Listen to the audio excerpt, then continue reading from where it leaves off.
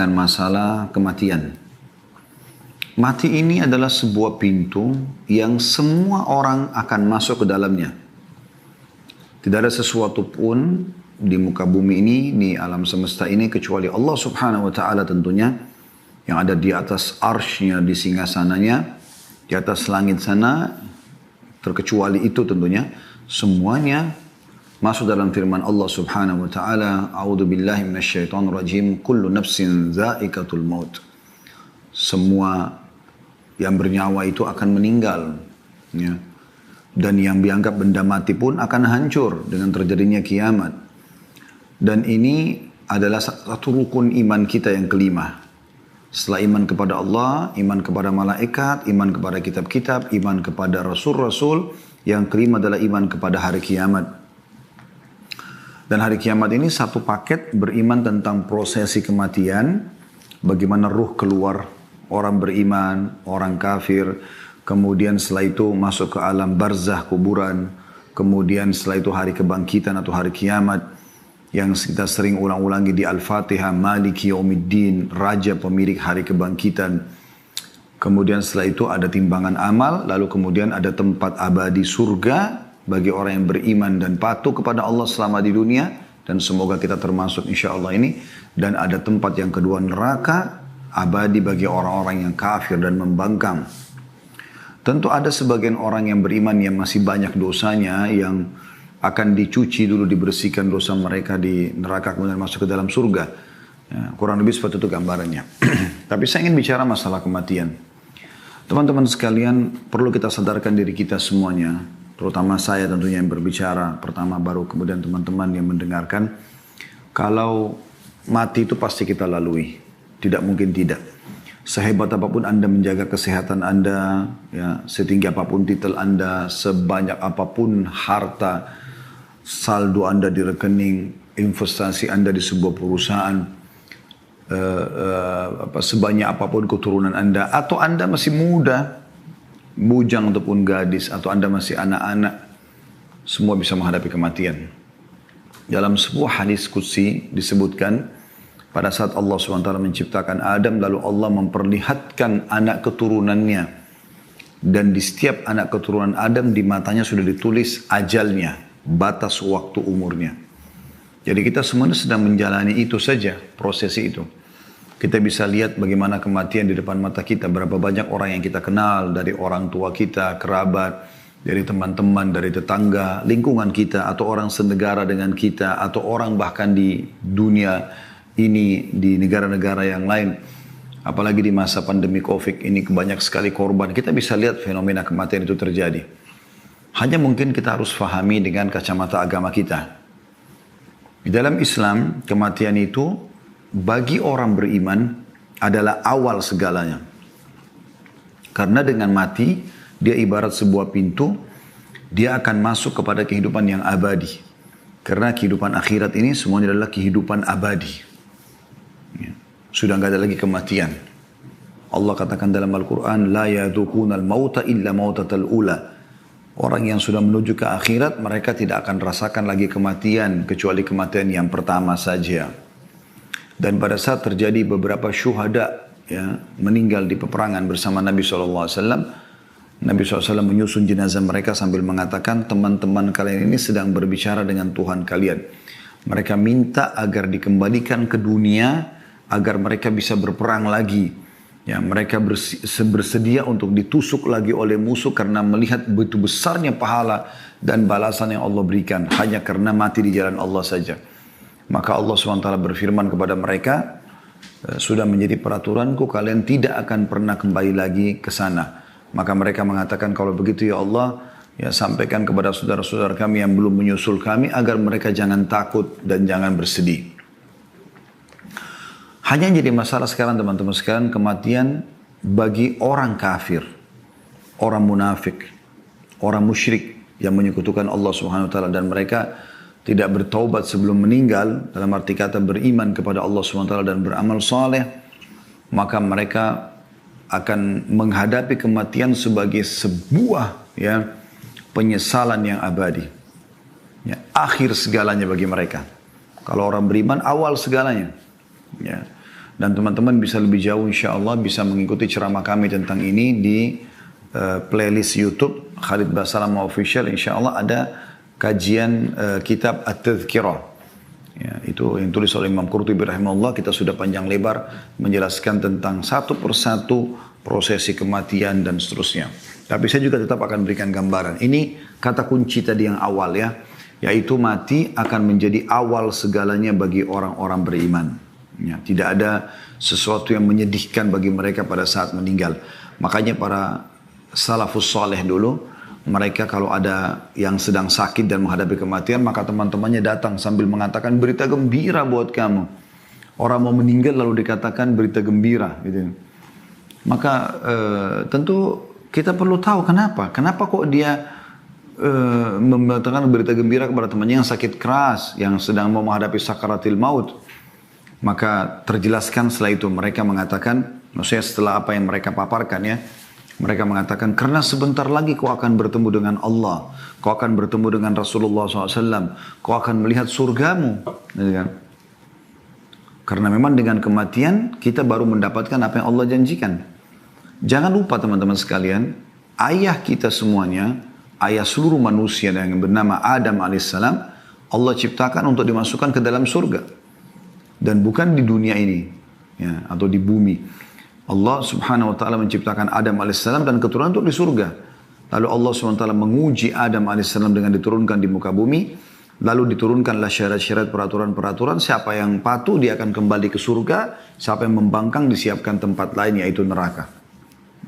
Oleh karena itu teman-teman dari poin ini, setiap orang di antara kita yang punya kerabat yang masih non-muslim ya, Anda berusaha untuk menyampaikan Islam itu. Dan tugas Anda hanya menyampaikan.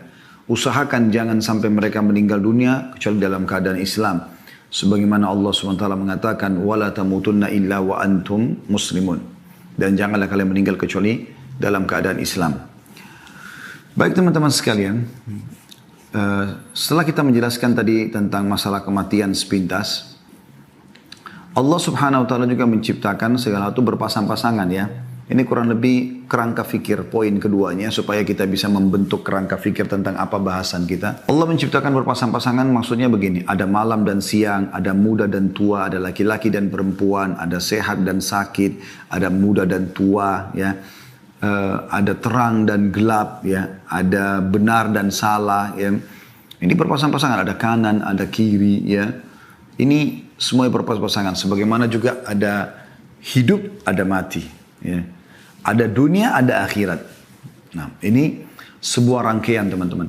Siapa yang memahami ini, maka dia akan sangat tenang melalui kehidupan. Karena pada saat dia sakit, dia tahu, dia pernah sehat. Dan ini pasangan, tidak mungkin dipisahkan. Pada saat dia sehat, dia bersyukur. Pada saat dia sedang sakit, dia bersabar, kan gitu. Pada saat dia lagi kaya, dia bersyukur. Pada saat dia lagi diuji oleh Allah SWT dengan kemiskinan, dia bersabar. Maka selalu begitu, ya. Pada saat masa muda dia isi dengan kesempatan menggunakan tenaganya dalam kebaikan. Pada masa tua, ya, dia tinggal mempertahankan itu. Nah, seperti itu kurang lebih gambarannya. Nah, orang akan bisa stabil hidupnya karena dia melalui itu. Sama dengan ada dunia, ada akhirat, ada hidup, ada mati. Maka kita kalau faham ini, kita akan siap menghadapi kematian. Karena memang toh, kita tahu setelah hidup ini ada mati. Walaupun cuma sekali saja kita mati gitu kan. Sebagaimana dunia ini juga ada kan, ada akhirat. Ibnu Taimiyah rahimahullah berkata, di dunia ini ada surga. Siapa yang merasakannya dan mendapatkannya, maka dia akan mendapatkan juga surga di akhirat. Maksudnya surga bagi orang-orang beriman. Dengan dia melaksanakan perintah Allah. Karena orang beriman ini teman-teman nikmat sekali. Ya, dia bisa biologis tapi dengan cara halal. Dia boleh makan tapi yang halal. Dia boleh minum tapi yang halal. Dia boleh berinteraksi, bertransaksi tapi yang halal. Dan yang halal lebih banyak daripada yang haram. Yang haram itu sedikit sekali. Seperti misalnya Allah haramkan babi, Allah ganti dengan sapi, kambing, kuda, kelinci, semua hewan-hewan air. Lebih banyak. Allah haramkan zina, Allah ganti dengan nikah. Ya, sama-sama pelampiasan biologis, tapi ini namanya harum, anaknya jelas statusnya, biologisnya juga nikmat karena dia dalam kondisi tenang.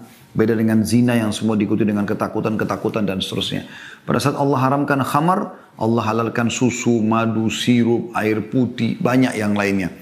Jadi sebagai ujian. Nah, orang beriman itu sebenarnya menikmati dunia ini dan menjadi surga bagi dia. Kita bisa biologis yang halal, kita bisa makan, minum, berpakaian. Bahkan Islam tidak pernah membatasi kita untuk mengejar yang terbaik dari prestasi di dunia ini. Tapi semua itu kita tunggangi untuk mendapatkan yang terbaik di akhirat. Dan tidak melupakan kalau akhirat adalah target utama. Ya. Baik, berbicara kematian tidak akan pernah luput dari masalah akhirat tentunya ya. Kita coba membahas tentang masalah dunia dan akhirat ini teman-teman sekalian. Beranjak daripada surah Al-Qasas, surah nomor 28, ayat 77. Saya berharap teman-teman bisa membuka ayat ini supaya kita tadabburi bersama-sama. Sekali lagi, surah Al-Qasas, surah nomor 28, ayat 77. Semoga Anda sudah buka tentunya. Allah Subhanahu wa taala berfirman, A'udzubillahi minasyaitonirrajim. وابتغي فيما آتاك الله الدار الآخرة ولا تنس نصيبك من الدنيا وأحسن كما أحسن الله إليك ولا تبغي الفساد في الأرض إن الله لا يحب المفسدين. Dan carilah apa yang telah Allah anugerahkan kepadamu dari kebahagiaan negeri akhirat. Kejar semua di akhirat. Surga, bidadari, bidadara, istana, buah-buahannya, pakaian sutranya. Kejar semua itu. Dan teman-teman kalau mau lebih jauh tentu saya tidak bisa bahas semua ini ya. Karena dalam 1 jam ini tidak mungkin kita padatin semua. Saya kasih kerangka-kerangka atau pokok-pokok dasarnya. Tapi Anda bisa kembali ada kajian saya di YouTube membahas buku ini. Rasulullah SAW bercerita tentang surga dan neraka. Ini sekitar 30 pasal sekian surga, 30 pasal sekian neraka. Ini ada bahasan sendiri. Ya. Dan setiap pasal itu bisa dilewatkan satu pertemuan. Artinya ini bisa 60, 50, 60 kali pertemuan. Ya. Baik teman-teman sekalian, Allah mengatakan kejarlah apa yang Allah janjikan di akhirat sana. Itu target utama seorang muslim. Targetnya adalah akhirat, bukan dunia. Dan jangan kamu lupakan bagianmu dari kenikmatan dunia. Selama halal nikmati. Islam tidak pernah melarang itu.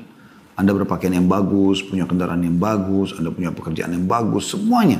Ya. Dan berbuat baiklah kepada orang lain sebagaimana Allah telah berbuat baik kepadamu. Selama kau di dunia, berbuat baiklah.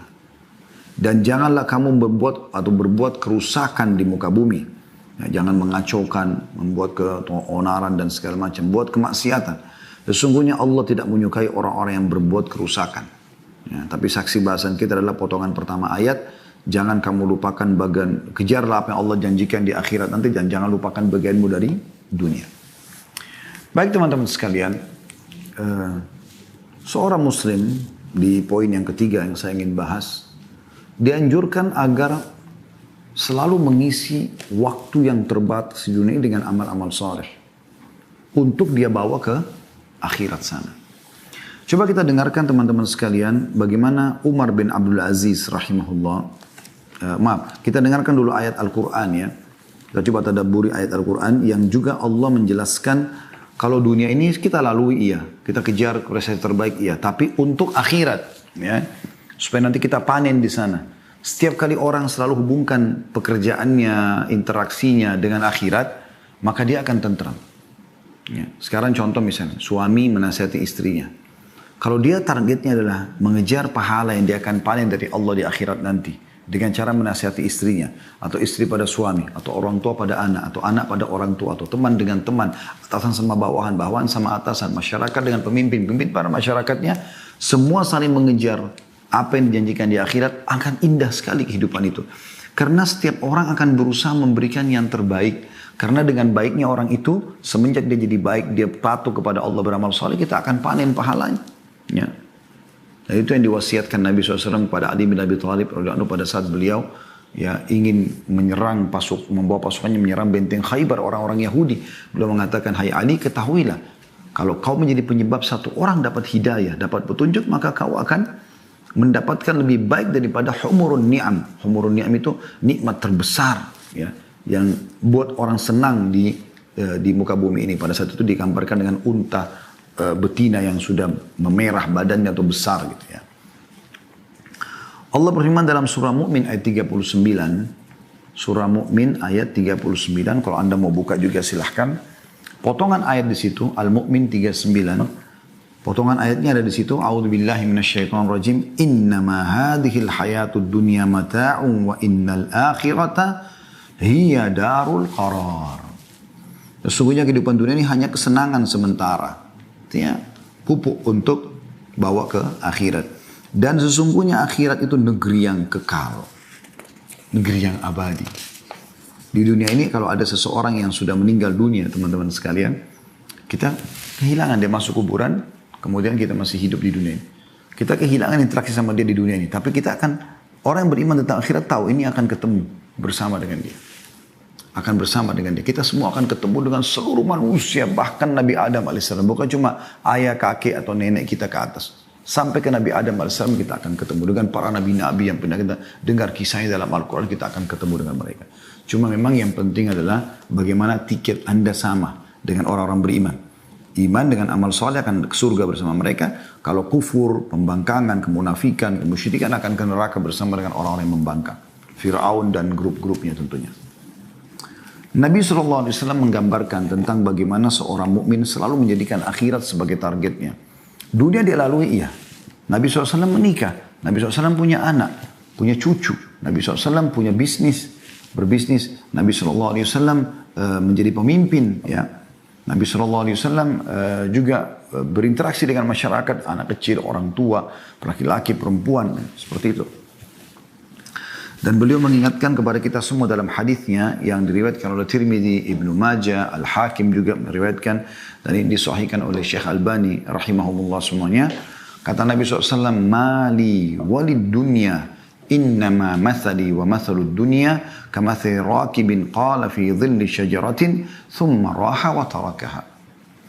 Aku sama sekali tidak memiliki keakraban dengan dunia. Perumpamaanku dengan dunia bagaikan seseorang yang berada dalam perjalanan. Dia beristirahat di bawah sebuah pohon rindang, lalu dia pergi dan meninggalkannya. Ya, jadi artinya seorang mukmin bukan menjadi target utamanya dunia. Bahkan para sahabat, ya, dinukil dari para tabi'in, dikatakan bahwasanya saya telah menemui orang-orang, maksudnya dari kalangan sahabat Nabi, dan tidak pernah sama sekali mereka merasa sedih dengan hilangnya dunia dari mereka. Atau apapun dari urusan dunia ini. Mereka lebih merasa sedih kalau ketinggalan sholat subuh berjamaah. Mereka lebih sedih daripada ketinggalan sholat tahajudnya. Mereka sedih kalau tidak sempat bersedekah. Kalau tidak sempat membaca Al-Quran. Itu yang mereka sedih. Karena targetnya akhirat. Targetnya akhirat. Dunia datang, alhamdulillah, dia berusaha maksimal. Tidak datang atau luput dari dia, maka dianggap kecil bagi dia. Asal jangan sesuatu yang akan dia bawa menuju ke akhirat ini yang hilang. Dan Nabi SAW juga mengingatkan kepada kita, kun fid dunya ka'annaka gharibun aw abiri sabil. Jadikan dirimu di dunia ini seperti orang yang asing atau hanya orang yang melintas saja. Hadis riwayat Bukhari. Hadis riwayat Bukhari. Juga Nabi SAW bersabda, iktarabatis sa'ah, wa la yazdadun nasu ala dunya illa hirsa, wa la yazdaduna minallahi illa bu'da. Hari kiamat telah dekat. Sudah banyak, miliaran orang melewat sebelum kita sudah meninggal semuanya. Kita pun akan masuk dalam keramaian itu, akan meninggal juga. Kemudian akan datang generasi setelah kita sampai terjadi kiamat. Lalu dibangkitkan semuanya. Ya, enaknya kita sebagai orang beriman sudah dapat bocorannya itu, teman-teman sekalian. Kata Nabi SAW, hari kiamat telah dekat. Karena sudah tinggal sedikit. Ini ujung-ujungnya saja kita hidup di akhir-akhirnya. Ya, sampai kata Nabi SAW, hitunglah termasuk tanda-tanda kiamat adalah meninggalnya aku. Dan Nabi SAW sudah meninggal 1400 tahun yang lalu. Hari kiamat sudah dekat. Tidak ada yang bertambah dalam diri manusia terhadap dunia melainkan ketamakan saja. Ada orang yang terlalu berlebihan. Dunia aja dan tidak mau berpikir akhirat.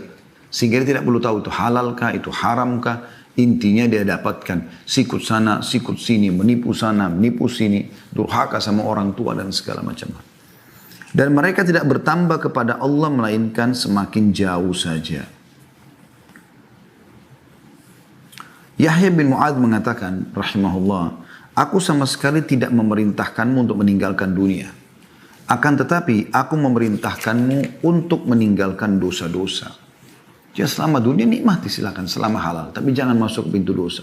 5 huruf ini halal jaga, 5 huruf yang lain haram jauhi. Meninggalkan dunia hanya merupakan keutamaan, sedangkan meninggalkan dosa adalah sebuah kewajiban. Dan menegakkan kewajiban lebih penting bagimu dibandingkan kewajiban atau kebaikan-kebaikan dan keutamaan yang sifatnya tidak wajib.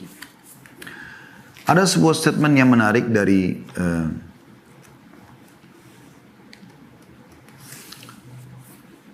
Umar bin Abdul Aziz rahimahullah. Beliau pernah mengatakan dalam salah satu khutbahnya ya, ceramahnya, beliau mengatakan sesungguhnya dunia bukanlah tempat menetap untuk kalian. Ini prinsip orang muslim. Kita bukan di sini tempat kita. Kita ini semua anak-anak akhirat. Kita akan menuju ke surga yang memang dasarnya ayah kita Adam alaihissalam diciptakan untuk itu. Insya Allah kita termasuknya. Sesungguhnya dunia bukanlah tempat menetap untuk kalian. Karena Allah telah menentukan baginya kefanaan. Akan hilang dunia ini. Akan terjadi kiamat, hancur semuanya. Dan Allah telah menentukan bahwa penghuninya akan pergi. Meninggalkan dunia semua. Berapa banyak bangunan yang sangat kokoh menjadi roboh hanya dengan sedikit sebab. Gempa dan yang sejenisnya. Berapa banyak penghuninya yang bersenang-senang di dalamnya lenyap hanya dengan sedikit sebab. Banyak cuplikan di YouTube ya. Lagi joget-joget mati. Lagi duduk di pinggir pantai kena tsunami. Terjadi gempa, hancur segala macam. Kata beliau, maka perbaikilah. Semoga Allah merahmati kalian semua. Perjalananmu itu dengan sebaik-baik barang bawaan yang kalian miliki. Dan berbekallah. Dan sesungguhnya sebaik-baik bekal adalah takwa. Maksudnya kepatuhan kepada Allah. Allah perintahkan kerjakan, Allah larang jauhi. Dan ketika dunia ini bukanlah tempat menetap bagi seorang mukmin dan bukan pula tanah airnya yang hakiki, maka seyogyanya ia di dunia ini berada dalam satu keadaan di antara dua keadaan, yakni sebagai orang asing yang singgah di sebuah negeri yang di dalam benaknya hanyalah berbekal untuk kembali ke tanah airnya, dan atau yang kedua, bagikan seorang musafir yang sama sekali tidak singgah. Siang dan malam hanya diisi dengan perjalanan menuju tempat tujuan, atau yang dimaksud sini adalah akhiratnya. Ya, akhiratnya. Jadi ini sebuah statement yang menarik ya. Beliau mengatakan dalam khutbah yang lain juga, setiap perjalanan membutuhkan bekal, maka bekalilah diri kalian dengan takwa untuk perjalanan dari dunia menuju akhirat. Jadilah seperti orang yang benar-benar diancam dengan siksa Allah sehingga kalian merasa takut dan berharap. Dan janganlah merasakan tenggang waktu yang masih panjang sehingga hati menjadi keras dan akhirnya kalian tunduk kepada musuh. Karena sungguhnya panjang angan-angan bagi orang yang tidak tahu bahwa dia tidak akan menemukan waktu sore ketika dia berada di waktu pagi, dan bagi orang yang tidak tahu bahwa dia tidak akan menemukan waktu pagi ketika dia berada di waktu sore. Padahal kematian sebenarnya telah ditetapkan baginya pada waktu itu. Teman-teman yang ikuti acara kita ini, saya ingin berbagi teman-teman sekalian. Apa yang menjamin sekarang saya dan Anda? Saya mungkin di ruangan ini, Anda mungkin di tempat Anda masing-masing. Seseorang di antara kita tiba-tiba melihat malaikat maut. Dan itu pasti terjadi. Tidak mungkin tidak. Anda tidak akan mungkin bisa luput dari itu. Dan itu hanya Anda yang menyaksikannya. Anda kalau ketik di YouTube kematian tiba-tiba, banyak sekali cuplikan. Ya, hanya untuk ambil pelajaran saja. Ada orang lagi ngobrol sama teman yang tiba-tiba jatuh. Ada orang yang lagi mabuk-mabukan nyanyi-nyanyi jatuh. Ada juga orang yang lagi ceramah meninggal.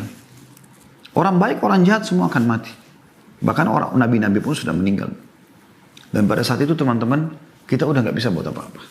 Pada saat malaikat maut itu datang, kita nggak bisa buat apa-apa. Yang ada cuma penarikan ruh. Apa kata Nabi SAW? Kalau orang beriman akan melalui kematian, maka akan datang kepadanya 3 sosok malaikat. 1 malaikat maut di ubun-ubun kepalanya, 2 malaikat kasih sayang di kiri kanannya, membawa kain kafan dari surga. Kemudian malaikat maut akan mengatakan, hai jiwa yang baik, keluarlah kepada rahmat dan karunia Tuhanmu. Maka roh itu keluar dengan sangat cepat seperti air dari mulut kendi.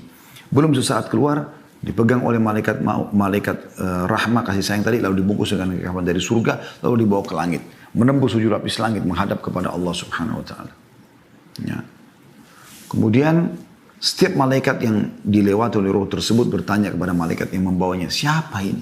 Roh siapa ini? Karena mengeluarkan bau lebih wangi dari kasturi, dari bau kasturi. Semoga kita insya Allah termasuk itu. Maka malaikat rahmah mengatakan, Fulan bin Fulan. namanya yang paling baik di dunia. Ini penyampaian Nabi SAW, bukan penyampaian saya. Ya, ini wahyu yang diberikan bocorannya kepada kita. Bagaimana prosesi orang kalau meninggal itu. Maka malaikat-malaikat mengatakan, semoga Allah membiarkan ruhnya lewat di sisi kami, karena wanginya. Lalu terdengarlah suara dari langit mengatakan, catatkan hambaku dia termasuk penghuni surga, kembalikan dari dunia, karena di sana saya ciptakan, di sana pula saya akan bangkitkan.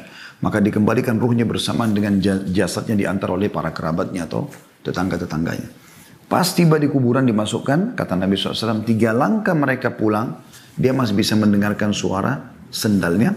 Kemudian, ya, datanglah 2 malaikat, Munkar dan Nakir, menundukkannya lalu menanyakan, siapa Tuhanmu, siapa Nabimu, apa kitabmu. Mungkin Anda sudah sering dengar cerita orang-orang tua kita dan guru-guru ngaji kita waktu kecil masalah ini ya. Dan ini benar terjadi. Nabi SAW sampaikan dalam hadis sahih. Lalu menanyakan kepadanya, siapa Tuhanmu, siapa Nabimu, apa kitabmu. Kalau dia orang beriman, kata Nabi SAW, maka dia masuk dalam firman Allah, yuthabbitullahu alladhina amanu bil qawli tsabit fil hayatid dunya wa fil akhirah. Allah akan menetapkan di lisan orang-orang beriman untuk bisa menjawab. Selama di dunia, kenapa kau sholat, kenapa kau puasa, kenapa kau gini. Dia punya jawaban, ada dalilnya. Ya, dan di akhirat, maksudnya di alam barzah, di kuburan, dia akan bisa menjawab pertanyaan malaikat tersebut. Setelah dia jawab, Tuhanku Allah, Nabiku Muhammad, kitab Al-Quran, maka dibukakan baginya pintu neraka. Api, panas, yang bau yang tidak sedap. Dia ketakutan, kata malaikat, lihat dari apa Allah selamatkan dirimu. Ditutup, dibuka pintu surga, terciumlah padanya wangi-wanginya. Dan dia kagum, malaikat mengatakan ini tempat kau sekarang. Maka dia pun berdoa kepada Allah mengatakan, kata Nabi SAW ini ya, kata Nabi Muhammad SAW, dia berdoa mengatakan, ya Allah cepatkan waktu karena aku ingin masuk ke dalam surgaku. Lalu kemudian datang di sebelahnya orang yang tampan, wangi, bersih. Dia kagum, maka orang itu mengatakan, saya adalah amal soleh yang akan menemani kau sampai hari kiamat. Lalu terdengar suara mengatakan, bentangkan kuburan hambaku ini seluas pandangan matanya. Mungkin kalau kita lihat orang yang masih hidup ini, kita lihat kuburan cuma yang lahat 1 kali 2 meter saja. Tapi ya, yang sebenarnya adalah lebih daripada itu. Orang beriman lebih luas dari pandangan matanya. Lalu dibukakan, hamparkan permadani dari surganya. Maka terciumlah baginya bau surga tersebut dan dia menikmatinya walaupun dia belum bisa masuk ya. Maka jadilah kuburannya taman dari taman surga. Semoga ya Allah kita termasuk ini semua. Kemudian sebaliknya kalau orang kafir meninggal dunia wa na'udzubillah, maka datang kepada 3 sosok malaikat. 1 malaikat mau diubun-ubun kepalanya, 2 malaikat penyiksa di kiri kanannya membawa kain kafan dari neraka. Kemudian malaikat maut dengan marah mengatakan, keluar hai jiwa yang busuk, keluarlah kepada kemurkaan Tuhanmu. Maka ruhnya berantakan di tubuhnya, tidak mau keluar. Lalu malaikat maut mencabut, menarik dengan keras, kata Nabi SAW, sampai roh itu tercabut, ibaratnya seperti bulu domba yang dibasahkan, dililitkan di pohon berduri, kemudian ditarik dengan keras. Bagaimana berantakannya bulu itu, seperti itulah ruhnya. Belum sesaat keluar, maka malaikat pun membungkusnya dengan kain kafan dari neraka. Baru naik ke atas langit, belum buka pintu langit pertama, masih baru mau meminta izin malaikat yang membawanya. Malaikat atas langit mengatakan, siapa orang ini? Ya, karena keluar bau yang lebih busuk daripada bau bangkai, kata Nabi SAW. Maka berkatalah para malaikat di langit, semoga Allah tidak membuat lewat di sisi kami. Semoga Allah tidak membuat lewat di sisi kami. Kemudian setelah itu terdengar suara dari langit mengatakan, setelah orang malaikat yang membawanya mengatakan Fulan bin Fulan, namanya Fulan bin Fulan, malaikat yang di langit mengatakan semoga Allah tidak buat lewat di sisi kami. Dan ini disebutkan nama paling buruknya di dunia ya. Kemudian terdengar Allah berfirman subhanahu wa ta'ala, catatkan hambaku ini termasuk penghuni neraka, karena di sana dan kembalikan di dunia, di sana saya ciptakan, di sana pula saya bangkitkan. Lalu diantar ruhnya bersamaan jasadnya dimasukkan ke dalam liang lahat. 3 langkah pengantarnya pulang, dia masih bisa dengar suara sendal. Setelah itu sudah tidak lagi. Lalu malaikat Munkar Nakir datang mendudukkan dia, lalu menanyakan siapa Tuhanmu, siapa Nabimu, apa kitabmu. Walaupun teman-teman hafal mati jawabannya ini, maka dia akan masuk dalam hadits ini. Kata Nabi SAW, dia akan mengatakan, innama aqulu kama kana yaqulun nas. Saya nggak tahu, saya cuma ikut-ikut dulu orang bilang apa, gitu. Nah, akhirnya setelah itu dibukakan baginya pintu surga. Dia lihat permadani, buahannya, pelayannya indah sekali, baunya wangi. Lalu dia gembira, tapi kata malaikat, lihat dari apa kau haramkan dirimu. Harusnya kau bisa masuk sini, tapi kau sendiri yang buat ini. Ditutup, dibuka pintu neraka. Panasnya, bau busuknya, segala macam, kata malaikat, ini tempat kau. Tidak bisa kau lari dari sini. Maka dia pun mengatakan, ya Allah jangan cepatkan waktu karena aku tidak ingin masuk ke nerakaku. Lalu datang di sebelahnya orang yang busuk tampangnya, menakutkan. Lalu kemudian dia mengatakan, siapa kamu ini? Kata orang tersebut, saya amal burukmu, dosamu yang akan menemani kau sampai hari kiamat. Wa na'udzubillah. Kemudian Allah utus, dalam penutup riwayat Bukhari disebutkan, Allah utus malaikat yang tidak punya penglihatan dan pendengaran yang membawa sebuah besi. Yang kalau besi itu seluruh jin dan manusia bersatu untuk membalikkan, mereka tidak akan mampu. Lalu dihantamkan ke orang ini sehingga dia hancur, lalu diutuhkan kembali, dihantam lagi, begitu terus sampai hari kiamat. Riwayat yang lain menyebutkan maka kuburan, ya, dinding kuburannya akan menjepit tubuhnya sampai tulang rusuknya seperti ini. Dan Nabi SAW menyatukan jari-jari beliau, ya. Jadi sebagian ulama mengatakan dua riwayat ini bisa digabungkan antara dia dipukul sama diremukkan, gitu kan. Begitu terus sampai hari kiamat, maka jadilah kuburannya lubang dari lubang neraka. Ada sebuah riwayat juga atau athar menyebutkan pada saat dia dipukul dia teriak dan semua makhluk Allah mendengarkan kecuali jin dan manusia. Dan kalau mereka mendengarkan mereka akan meninggal seketika. Saudaraku seiman, hal-hal seperti ini adalah hal imaniyah, masalah keimanan. Dan ini kalau Anda membuka hati Anda dengan keimanan, Anda bisa merenungi tentu hal-hal seperti ini. Kalau Anda hadir di pengajian kita ini bukan dengan keimanan, maka mungkin Anda tidak akan tersentuh dengan hal seperti ini. Syukurlah teman-teman sekalian kita dapat bocorannya seperti ini. Dan tidak ada ruginya Anda mengambil informasi ini. Tidak ada rugi sama sekali. Malah akan membuat kita menjadi orang lebih baik. Kenapa kita jadi lebih baik? Karena kalau kita tahu ada akhirat, ada hisab. Agama ini sebenarnya teman-teman menyuruh kita jadi orang baik kan gitu. Kita disuruh jujur, amanah, tanggung jawab, bakti sama orang tua, jenguk orang sakit, menyenangkan orang, apalah, berbuat baik, bersedekah dan seterusnya. Dan semua punya keutamaan-keutamaan yang akan kita bawa ke akhirat.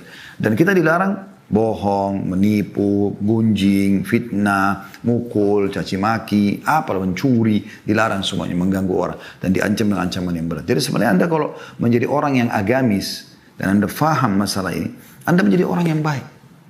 Karena memang agama memandu kita untuk itu. Apalagi Anda hubungkan ini semua dengan akhirat, itu luar biasa. Kehidupan Anda akan sangat mudah ya Anda lalui tentunya. Baik teman-teman sekalian, itu gambaran lebih dalam tentang masalah bagaimana prosesi kematian. Ya. Saya masih ingin menitikberatkan sebuah hadis tentang bagaimana seorang mukmin boleh berprestasi di dunia. Tapi ingat prestasinya yang halal dan usahakan Anda selalu hubungkan dengan akhirat. Apa kata Nabi SAW? Innamad dunya li arba'ati nafar. Dunia ini penghuninya ada 4 saja, ya, 4 golongan gitu. Abdun razaqahullahu malan wa ilman fahuwa yattaki fihi rabbah wa yasilu fihi rahimah wa ya'lamu lillahi fihi haqqa fahadha bi afdalil manazil. Golongan yang pertama dan ini yang paling terbaik, semoga kita termasuk dalamnya insyaallah, adalah seorang hamba yang Allah karunia dia harta dan ilmu, malan wa ilman. Kemudian dia bertakwa kepada Allah di keduanya. Maka dengan harta dan ilmu itu dia melanjutkan hubungan silaturahim dan dia mengetahui hak-hak Allah di situ. Dia bersedekah, dia zakat, ya. Dia bersyukur. Maka ini adalah yang paling afdal di antara 4 golongan ini. Golongan kedua, wa abdun razaqahullahu ilman wa lam yarzuqhu mala. Seseorang hamba yang Allah karunia ilmu tapi belum dikasih harta. Pintar ilmu agama tapi dia miskin. Fahuwa sadikun niyah, tapi dia ikhlas niatnya. Dia tulus menerima keadaannya itu. Fayaqul, kemudian dia berkata pada saat melihat tadi golongan yang pertama, yang Allah karunia ilmu juga harta. Dia sibuk bersedekah, bangun masjid, bangun rumah anak yatim, segala macam, bantu, segala macam bantuan selalu diikuti sama dia. Demi untuk mengejar akhiratnya. Golongan kedua mau buat, tapi nggak ada duitnya. Dia cuma punya ilmu. Apa kata Nabi SAW? Yang penting dia ikhlas nih. Lalu dia berkata, Lau anna li malan la amiltu bi amali fulan, fahuwa biniyatihi fa ajruhu ma sawa. Dia bilang kalau seandainya saya dikarunia oleh Allah harta seperti orang itu dan dia tulus betul-betul memang kalau ada nanti dia akan lakukan, maka dia yang kedua ini dengan niatnya akan mendapatkan pahala yang pertama.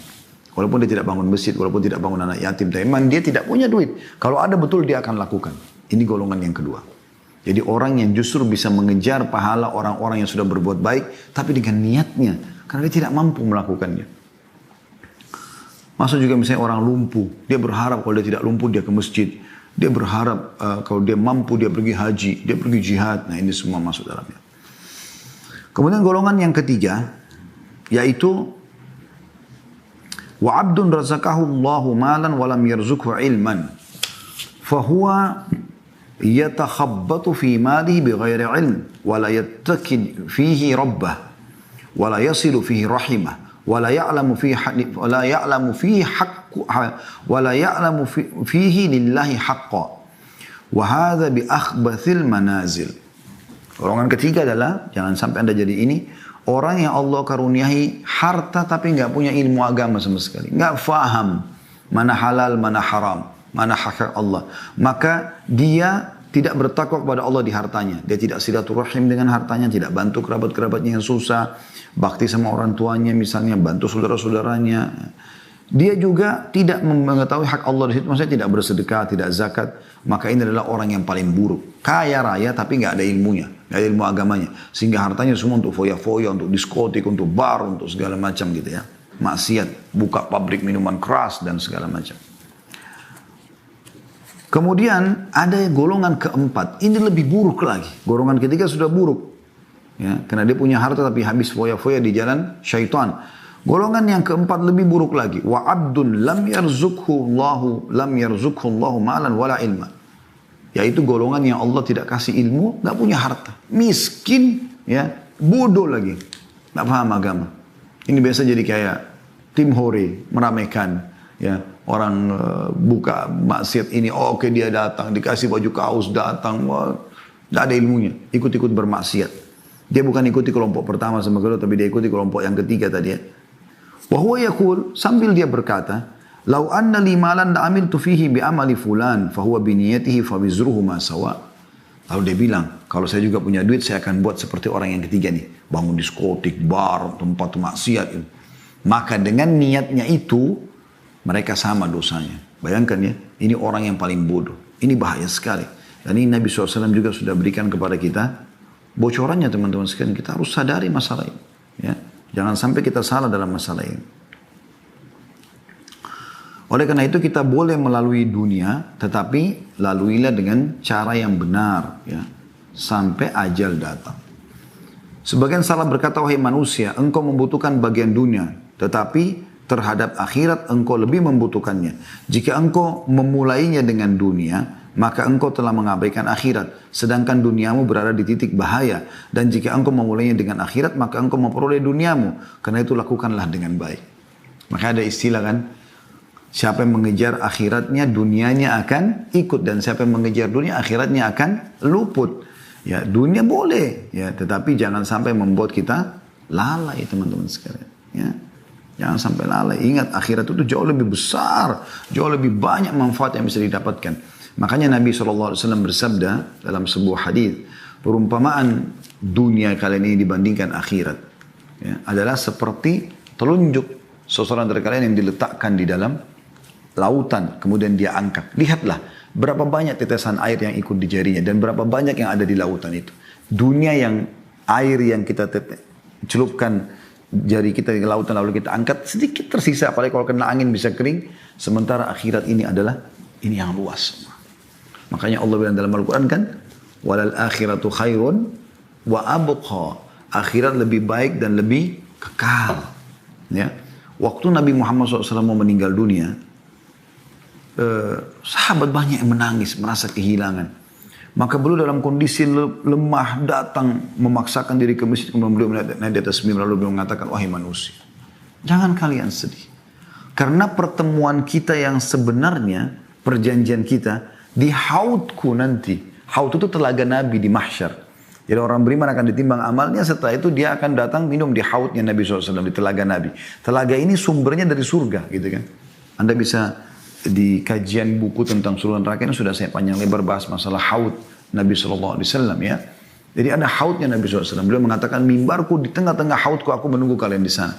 Jadi jaraknya itu ya, jauh sekali antara satu kota ke kota yang lain, jaraknya yang besar sekali, dan diisi dengan seperti jumlah bintang-bintang di langit dari canteng-canteng untuk minum. Sampai minum seteguk saja kata Nabi SAW, maka dia tidak akan pernah haus selamanya. Kata Nabi SAW, tidak usah sedih, pertemuan kita ada kok, ada akhirat. Dan saya akan pertemuan dengan kalian, aku mendahului kalian di haudku. Kita akan bertemu teman-teman sekalian. Anda begitu melihat malaikat maut mencabut ruh Anda akan lihat semuanya sudah terbuka. Nggak ada lagi hijab bagi Anda. Anda akan melihat siapa yang sudah meninggal sebelumnya. Allah sudah buka semuanya. Anda bisa lihat surga, bisa lihat neraka. Beda dengan kita yang sekarang masih diuji oleh Allah subhanahu wa ta'ala. Juga pernah ada sahabat Nabi. Ditanya oleh Nabi SAW. Apa makanan dan minumanmu? Dia mengatakan. Daging dan susu ya Rasulullah. Makanan saya daging, minuman susu. Ini dianggap sudah elit sekali di dunia ya. Maka kata Nabi SAW setelah itu akan jadi apa? Maksudnya habis itu jadi apa? Kita sudah tahu semua jadi kotoran nih. Tapi sahabat ini dengan santun tahu apa maksud Nabi SAW. Dia mengatakan, jadi apa yang sudah Anda tahu ya Rasulullah? Maksudnya ya susunya yang tidak dibutuhkan oleh tubuh akan keluar jadi air seni. Ya makanannya akan jadi tinja. Tapi beliau tidak bilang itu, beliau mengatakan akan jadi apa yang Anda tahu ya Rasulullah. Kata Nabi SAW, sesungguhnya Allah menjadikan perumpamaan dunia ini seperti ya apa yang keluar dari manusia dari sisa atau ampas makanan dan minuman itu. Jadi maksudnya dunia ini sebentar kita akan tinggalkan teman-teman sekarang. Dan kematian pintu untuk menuju ke sana. Oleh karena itu kita coba hidup untuk akhirat, jangan yang lainnya. Bagaimana kita hidup untuk akhirat kita? Ya. Kita tahu setelah kematian itu ada kehidupan di sana. Bukan tidak ada kehidupan. Dan itu adalah salah satu rukun iman kita tentunya. Oleh karena itu, para sahabat, para tabi'in, orang-orang soleh, mereka selalu saja berbuat hal-hal yang baik. Dan selalu mereka tarikan adalah akhirat, adalah akhirat, adalah akhirat. Selalu begitu. Wasiat-wasiatnya tentang akhirat. Pernah Hasan Basri rahimahullah jalan mengantar jenazah. Lalu beliau sambil berzikir. Ada satu anak muda di sebelahnya. Lalu bertanya, wahai imam, imam ini kalau kita kayak kiai, kenapa Anda berzikir? Kata beliau, berzikirlah wahai anak muda. Karena yang sedang kita antar sekarang ini, jenazah ini, nggak bisa lagi berzikir. Setiap ada kesempatan beramal soleh teman-teman jangan sia-siakan. Kesempatan emas. Anda yang masih ikutin acara ini, Anda masih punya kesempatan emas. Selama Anda hidup walaupun cuma sehari lagi, itu adalah kesempatan emas untuk beramal soleh, menambah amal Anda. Jangan sia-siakan.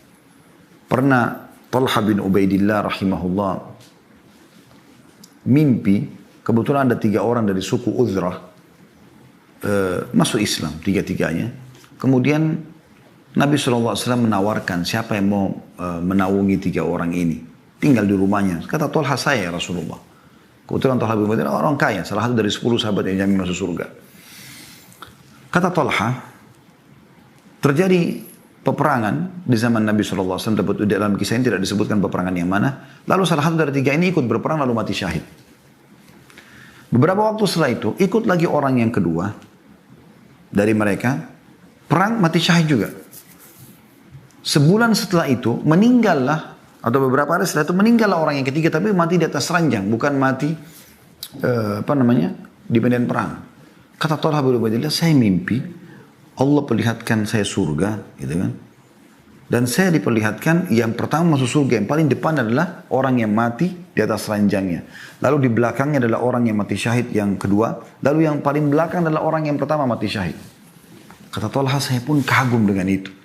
Maksudnya Talha mungkin berpikir yang paling layak di depan mungkin orang yang mati syahid pertama, karena pertama berkorban di jalan Allah gitu ya.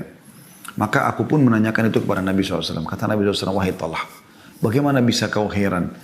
Sementara yang meninggal tadi, ya, yang meninggal lebih lama itu, maksudnya yang meninggal walaupun bukan mati syahid, sempat sholat sekian lama, sempat melakukan ibadah-ibadah, riwayat lain, sempat mendapatkan Ramadan.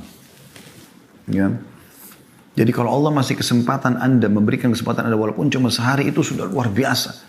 Kalau ada orang seumur dengan Anda atau tahunnya sama atau tanggal lahirnya sama, ini sudah meninggal dunia, Anda masih hidup, Anda masih diberikan kesempatan. Luar biasa, jangan sia-siakan.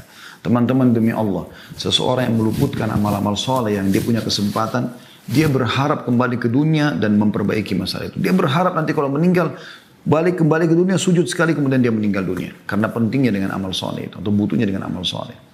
Yang lalu-lalu kita tidak bahas, tapi ke depannya kita harus perbaiki masalahnya teman-teman sekalian. Bagaimana kita selalu punya persiapan yang terbaik untuk yang kita bawa menuju ke akhirat sana. Ya? Ini penting dan ingat hadis Nabi SAW sebagai penutup dan kita buka pertanyaan setelah ini. Kalau orang atau anak Adam meninggal dunia akan ikut ke kuburan 3. Hartanya, keluarganya, amalnya. Dan akan pulang 2. Akan pulang hartanya. Mobil Alphard Anda, mobil Ferrari Anda paling jauh diparkir di pagar kuburan. Tidak mungkin masuk ke liang lahat. Akan pulang jadi warisan. Keluarga, istri sayang sama istri suaminya atau suami sayang sama istrinya. Apa yang terjadi? Paling jauh di atas kuburan. Ya. Setelah itu gak mungkin dia nginap, dia akan pulang. Dia bisa menikah lagi sama orang lain dan seterusnya. Yang tinggal adalah amal. Nah ini yang sering kita lalaikan. Ya sholat kita, ya puasa kita, ya ibadah kita. Yang sebenarnya ini akan menemani kita. Anda kalau sudah melakukan satu ibadah teman-teman, yakinlah ibadah ini akan kita temukan hasilnya.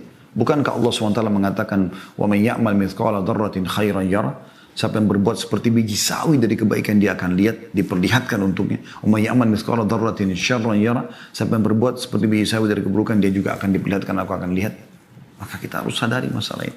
Jangan sia-siakan peluang amal soleh dan tutup semua peluang-peluang berbuat dosa semaksimal mungkin. Kalau Anda pernah lakukan, Anda